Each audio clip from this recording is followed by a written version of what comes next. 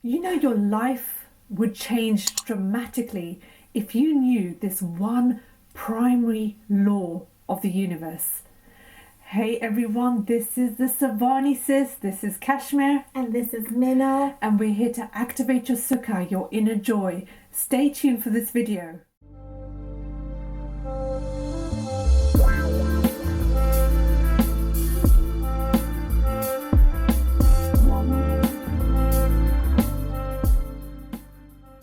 How would your life change if you really understood this primary law of the entire universe?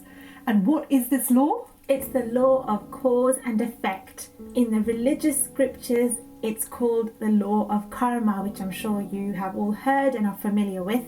In other words, giving and receiving, what goes around comes around, you reap what you sow. You must have heard all of this in spiritual scriptures and religious scriptures, but now the exciting thing is it all explains the law of cause and effect. That science now shows you that this actually exists. It's not just scriptural and theory or religious. Yes. So let's talk about the observer effect. You as the observer observing something can actually affect the thing that you are observing. And this explains a little bit on the law of cause and effect. So on a subatomic particle level, if you, the observer, is observing an electron wave, that electron wave becomes a particle, and it only becomes a particle because you are the one observing it. In other words, if that's a subatomic particle within an atom, and everything in this universe is made up of atoms, then this universe is existing because we are observing it. We are causing an effect. So if we did not exist, if we were not the observers, then this universe or multi-universes would not exist. So if you believe in the law of cause and effect, and actually it doesn't matter whether you believe in it or not, it does exist, and science proves that it exists, then wouldn't you not think that your thoughts then create an effect? You are the cause affecting things to happen outside of you. So when you give, when you have positive thoughts and actions towards others and feelings, that comes back to you. But the good news is, with this law of cause and effect, it not only comes back to you, it comes back to you 100-fold multiplied. That's it. And so if you give to others, let's say if you help make other people wealthy, or you help make other people healthy or happy, that comes back to you multiplied. If you have hate or dislike towards somebody, even if you haven't expressed those words, but you're feeling hate and you're feeling dislike towards others, or you want to hurt someone, you have the intention to do it, or you don't forgive, then that will come back to you in some way or another. Maybe not instantly, maybe somewhere down the line, but it will come back to you. And then you'll think, why is this happening to me? Why am I having this experience? It's because you have caused it. And it will come back to you through circumstances, situation, people and events. So situations will arise that will cause you to feel the feelings that you were feeling, like of hurt or anger or frustration or dislike to someone. You'll get that in different forms. So it won't necessarily come back as another person hating on you. It will maybe come back as a situation, a circumstance or event that will cause the feelings of hatred again. Exactly. This is how car accidents are formed. Like, you literally create everything in your life. So you do take 100% responsibility, which we'll go into in the video. But the thing is, sometimes you think, that's not my fault, that was completely out of my control, it just happened, it's a random accident, so what, it's an accident. No, actually nothing is random in the universe. Everything is being governed by the cause and effect law. The thing is, if you were feeling fearful, let's say, and the other person that you get into a car accident with was also feeling fearful, you've now created that car collision, and what that means is you're both feeling the feelings of fear. So it's actually the feeling that you're emitting that comes back to you, no matter what form it can take place in. So everything that happens that appears to be random is in fact caused by you subconsciously through your feelings. And that's sometimes a hard thing to grasp, because we don't want to feel like we caused this, but we did. But it's very important also not to have guilt around it either. That's a whole other topic. And the other thing, going back to the car accident, is let's say that you were feeling fear and that person was feeling anger. They could still both have the car accident, because that person will then feel angry about the car accident and you'll feel fearful about the car accident. So that can also happen even if you're having two different feelings. Yes, that's right. So when you get better inside, things get better outside. Yes. Remember that. It sounds like a very simple ABC statement. When you get better, things get better. But it's C. Yeah, but it's so important. It's so profound within the law of cause and effect. Now, if your thoughts are really positive, but we've got a whole load of people with negative thoughts, we call it collective thoughts or collective consciousness, then what happens then? Well, do you know that collective thoughts, which is thoughts of more than one person, it could be thoughts within a community, within a neighborhood, within nations, within the entire planet. If you have collective thoughts on fear, then we will create collectively fearful events to happen in the world. So any good or bad event in the world is created through collective thoughts. And you, yes, you watching this video might be a participant of it. Contributed to it. And the way you contribute is you feed into those collective thoughts. You feel the same way. Everyone else is thinking it, so I'm going to think and feel it too. And that could be a negative thought. So you suffer the consequences of those thoughts, of those collective thoughts. So even things like, this is controversial, but even things like World War II and Hitler, we created him. This is really hard for people to grasp, but we created him. So you can say, oh, Hitler was so bad and he was so evil and he was a monster. Yes, he was. He killed many, many people, but we created that.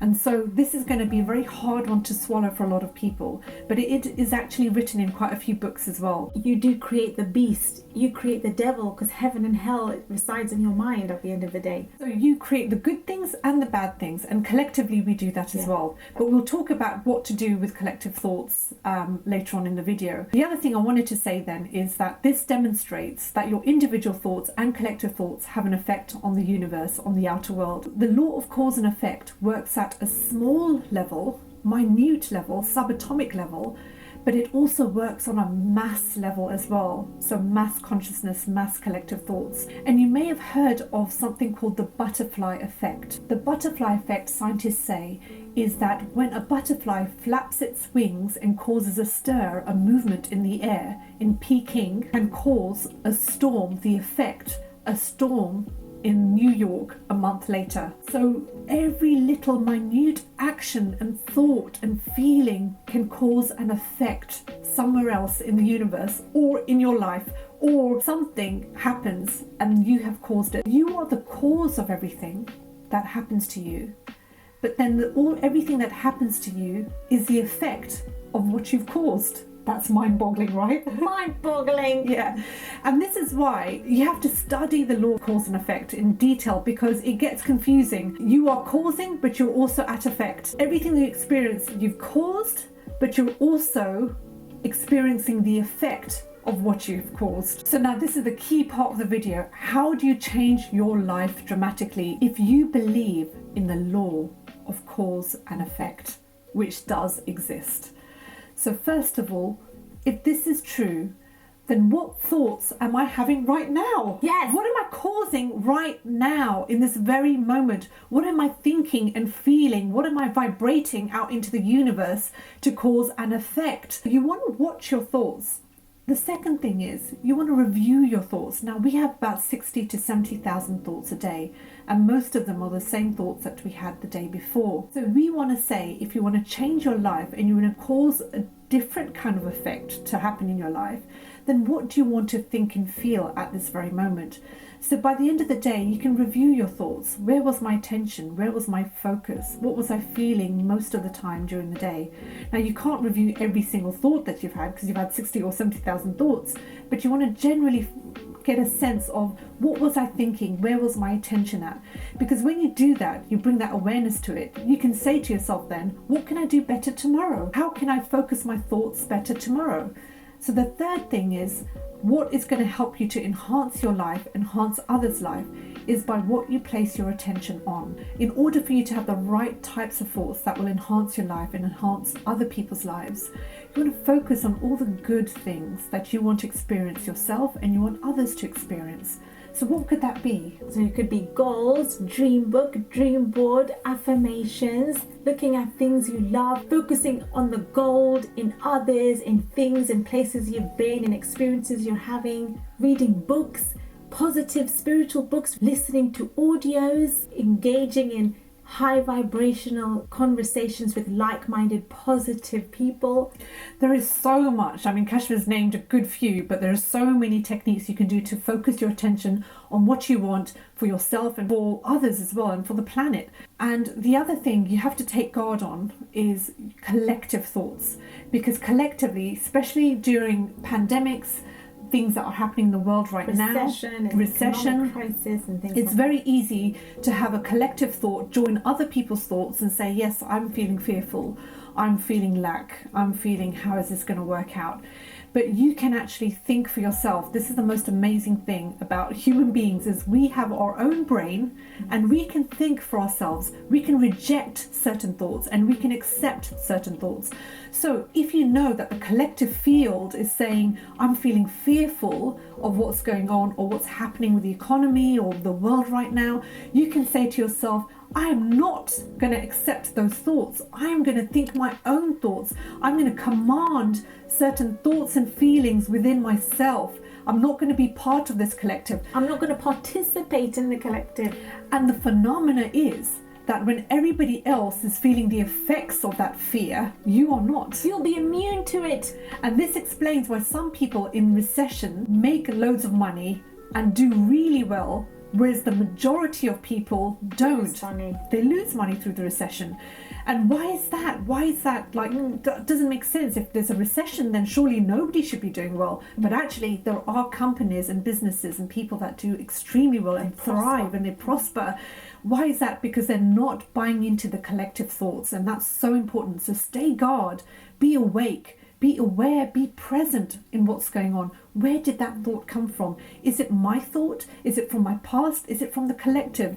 Ask yourself, where did that thought come from? And there is a saying that goes, generally speaking, whatever the majority of people are doing is wrong. Go in the opposite direction. And that's what those guys did during the recession. Small handful of people thrived and prospered and became tremendously wealthy during the recession, when the fact says that this is the time for economic crisis, this is the time for people losing money, because they did not participate in the collective consciousness. They chose to think completely different thoughts to the majority, thus going in the opposite direction, thus actually getting amazing results. And the last thing we want to say about changing your life dramatically is take responsibility for what happens in your life. Yes. Kashmir mentioned this earlier on. You are at the cause of everything that happens in your life. Yes. So think about it. If something bad happens and it clearly seems to be the other person's fault, still know that you are at cause of it. It's so important to take responsibility. Only when you do that, you can change.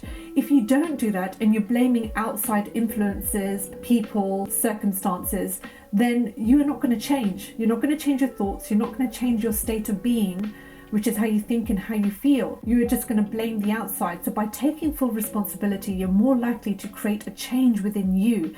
As painful as it will be, I've caused this to happen.